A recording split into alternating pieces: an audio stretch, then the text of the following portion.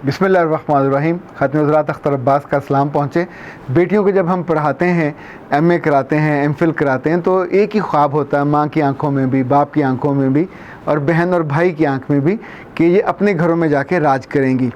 पर कभी अगर आपको ये पता चले कि ये डिग्री, ये नौकरी, ये तनख्वाह उनकी राह में रुकावट बन गई और उसकी खुशी को खा गई, तो आपको कैसा लगेगा?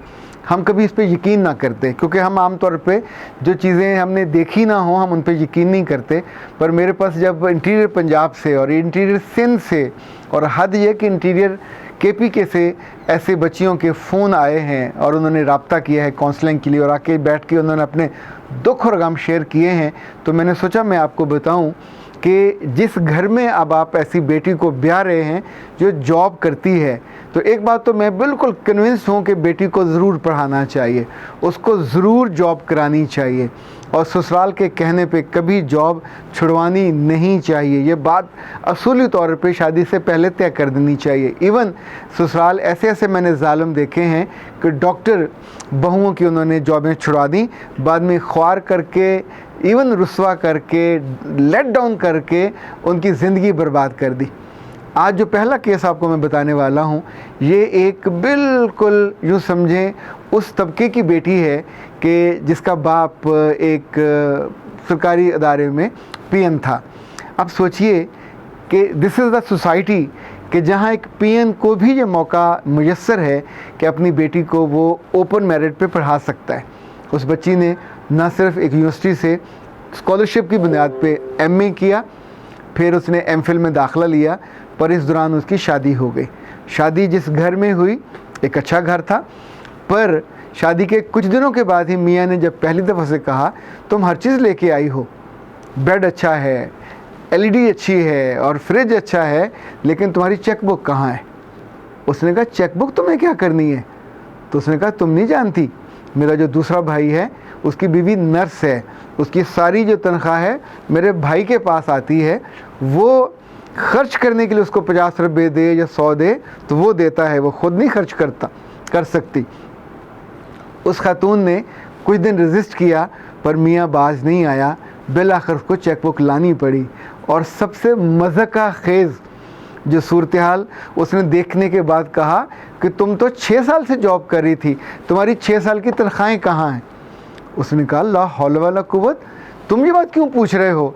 6 साल से मैं काम कर रही थी, तो मैंने अपना जहेज़ बनाया, मैंने अपना सोना ख़रीदा, मैंने अपने कपड़े ख़रीदे और तुम मुझसे ये कैसी बात कर रहे हो? उसने कहा नहीं, ये तो हमारा हक़ है, इस्तेहकाक है तुम्हारी पुरानी तनख्वाहों पे भी और तुम्हारी नई तनख्वाह पे भी, और आइंदा तुम ये तनख्वाह मुझे दिया करोगी। उस वक्त उस बच्ची की तनख्वाह को 35,000 के करीब थी। तो अगले माह जब उसने पूछा तो उसने कहा ये तो 25 है, बाकी 10 कहाँ है? तो उसने कहा वो तो मैंने कमेटी डाली हुई है, चूँकि इतना ख़र्चा हुआ था तो मैंने 10,000 की कमेटी डाली हुई है।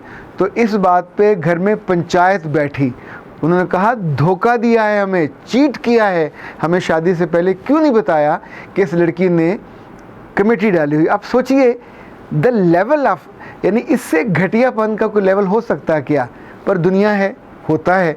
इसीलिए मैं बार बार कहता होता हूँ और आज फिर इसरार करके कहता हूँ कि अपनी बेटियों को शादियों के मौके पे सिर्फ रुखसत मत करें, उस ख़ानदान के बारे में ज़रूर जानें, उसके बारे में, उसके बच्चों के बारे में, उसकी बच्चियों के बारे में, उसके वेयरवॉक्स के बारे में, और ख़ास तौर पे उस ख़ानदान के हमेशा को 8-10 बड़ों से लाजमन मिला करें।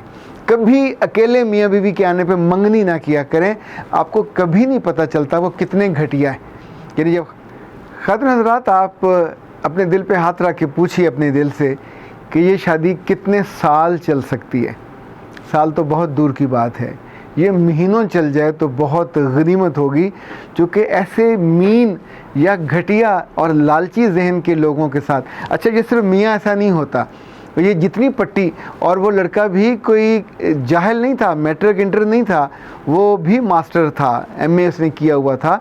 सिर्फ क्योंकि मुफ्त के खाने का टारगेट था तो उन्होंने एक लड़की ऐसी ढूंढी कि जो जॉब करती हो और जॉब भी अच्छी करती हो, और ख़्याल था कि ये आराम से उसकी मलकियत होंगे पैसे। सो एक बात तो ये समझ लीजिए, जो मुझे समझ आता है कि लड़की की तनख्वाह ससुराल की मलकियत नहीं होती। ये लड़की ने ज़िंदगी भर पढ़ा, उसके वालिदैन ने उसको पढ़ाया, ये उसकी सेल्फ़ रिस्पेक्ट, उसकी पूरी जो लर्निंग है ज़िंदगी की, ये उसके इजहारिये के तौर पे, उसके इकरारिये के तौर पे हुकूमत या अदारे उसको दे रहे होते हैं और ये उसकी मलकियत होती है। वो इसे अपने घर पे ख़र्च करे, वो इसे अपने जेवर पे ख़र्च करे, वो इवन अपने माँ बाप पे ख़र्च करे। नोबडी हैज़ द राइट कि आप उससे उसकी ज़िंदगी के इस हिस्से को छीन सको या उसकी मलकियत का दावा कर सको। अगर ये करते हो तो ये बहुत नामुनासिब और नामौजू है। ये अपने दर्जे से गिरने वाली बात है। यानी मर्द तो आमतौर पर प्रोटेक्ट करने वाला होता है, मर्द आमतौर पे बाखलाक होता है, मर्द आमतौर पे खिलाने वाला होता है, मर्द उसको अगर उसकी आमदनी से खाने वाला हो तो अल्लाह माफ़ करे हमारे यहाँ तो गाली मानी जाती है। और ऐसे लोगों के बारे में उर्दू में भी और पंजाबी में बड़े बड़े मुहावरे पाए जाते हैं। सो गुजारिश में ये कर रहा था कि अपनी बेटियों की शादियाँ करते वक्त वहाँ का देखें, जैसे बैरोमीटर होता है, पैमाना हर चीज़ का होता है, तो लोगों के लालच का भी तो पैमाना होता है। आप सोचिए कि अगर इस पैमाने को आप जांच लो, आंक लो, तो कभी भी गलत फ़ैसले पे ना जाओ। आप सोचिए, मेरे पास एक ऐसी अम्मा ने आके अपनी बेटी का बताया। उसने कहा कि जिस रोज़ मैं उसका जो सामान था जहेज़ का उनके घर रखने गई और उनके घर पे रखवाया और रखवा के ताला लगा के वापस आने लगी, तो मेरी बेटी की सास ने वहाँ शोर मचा दिया।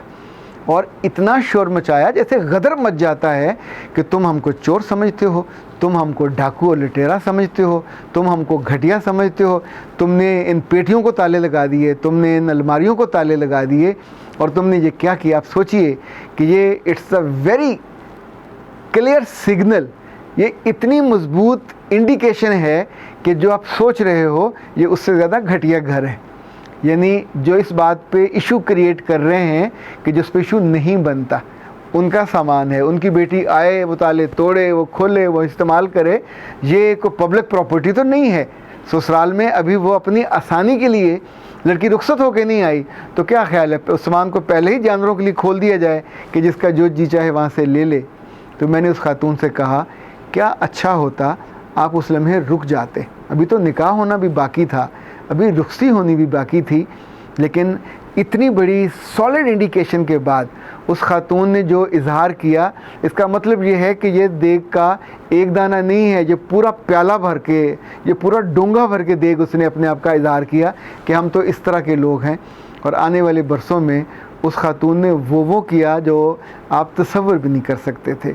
सो बेटियों के मामले में, और ख़ास तौर पे ये बच्चियाँ जिनकी जॉब्स होती हैं, जो बहुत अच्छी पे ले रही होती हैं, ये ज़रूरी नहीं है कि आगे वाले सारे कदरदान हों।